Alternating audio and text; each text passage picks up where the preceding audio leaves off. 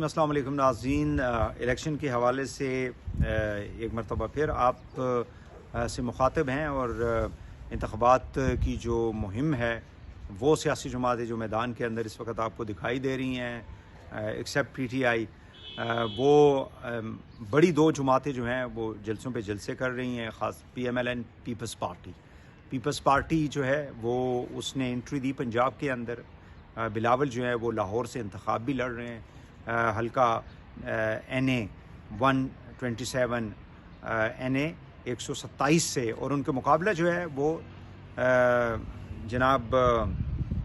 تارڑ صاحب سے ہے، عطا تارڑ صاحب جو ہیں ان کی ایک ویڈیو سامنے آئی ہے جس کے اندر وہ ایک پیپلز پارٹی کے دفتر کے اندر گھس گئے، وہاں پہ جا کے انہوں نے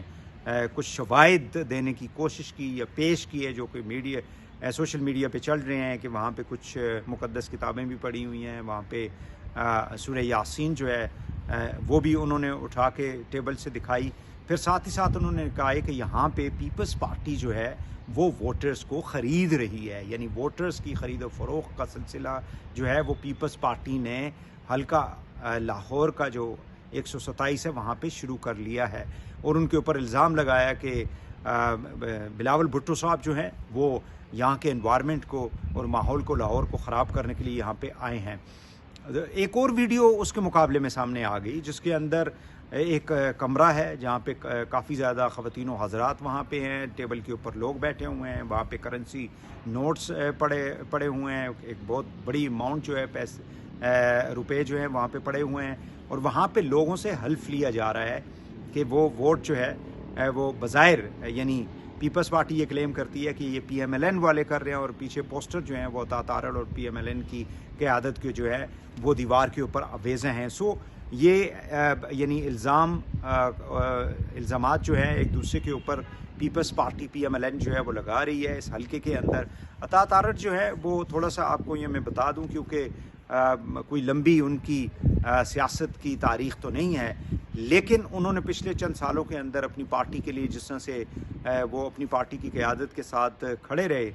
خاص کر پی ٹی آئی کے دور کے اندر، کیونکہ وہ خود لائر بھی ہیں۔ تو جب نواز شریف صاحب یہاں سے لنڈن چلے گئے تو اس کے بعد مریم کی جتنے بھی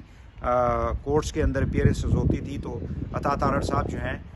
وہ ان کے ساتھ ہوتے تھے، وہ اسی طرح شہباز صاحب کے ساتھ، اسی طرح حمزہ صاحب کے ساتھ۔ اور پھر ہم نے دیکھا کہ جو ایک بائی الیکشن ہوا تھا سیالکوٹ کے اندر،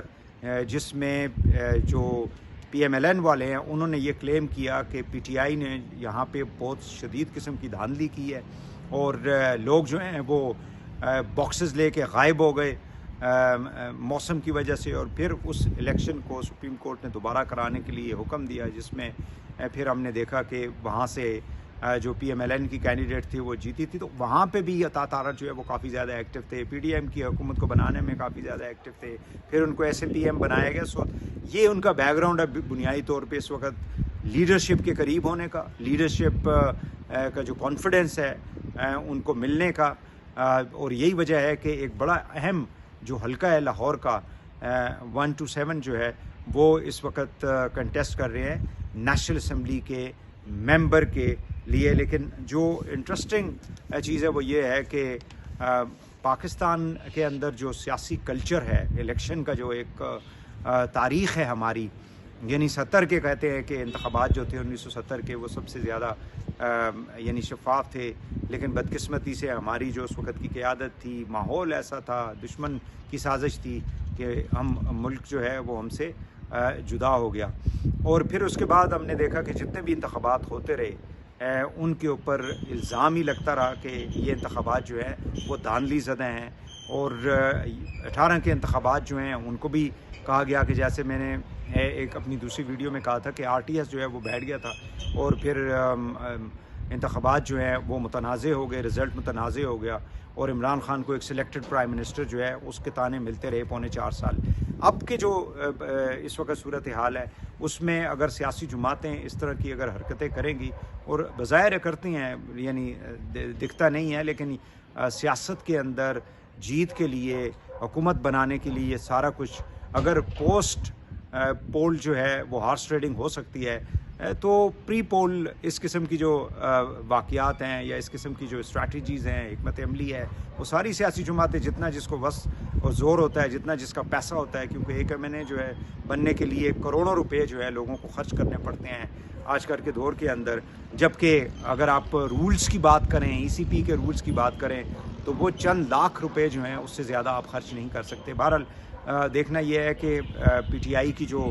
لیڈرشپ ہے، تاج حیدر صاحب نے جو چیف ان کے انچارج الیکشن سیل ہے، انہوں نے ای سی پی کو ایک خط لکھا ہے کہ ایف آئی آر جو ہے وہ درج کی جائے اطاعت آرڈر کے خلاف. اسی طرح اطاعت آرڈر نے اپنی اس کے اندر ویڈیو کے اندر کہا ہے کہ ان کے خلاف کارروائی ہونی چاہیے. سو لیٹ اس سی کہ الیکشن کمیشن جو ہے اس حوالے سے کیا اقدامات کرتی ہے، کیونکہ پاکستانی کلچر کو دیکھتے ہوئے یہاں پہ جو انتخابات ہیں ان کا صاف شفاف ہونا جو ہے، یا ان کی جو ایکسیپٹیبلٹی ہے پھر الیکشن ہونے کے بعد، وہ کافی زیادہ چیلنجنگ بھی ہے اور مشکل بھی ہے. ناظرین، ہمارا یوٹیوب چینل جو ہے اس کو سبسکرائب کریں، تمام سوشل میڈیا کے پلیٹ فارمز کو بھی فالو کریں، اور اپنا بہت خیال رکھیں. بہت شکریہ.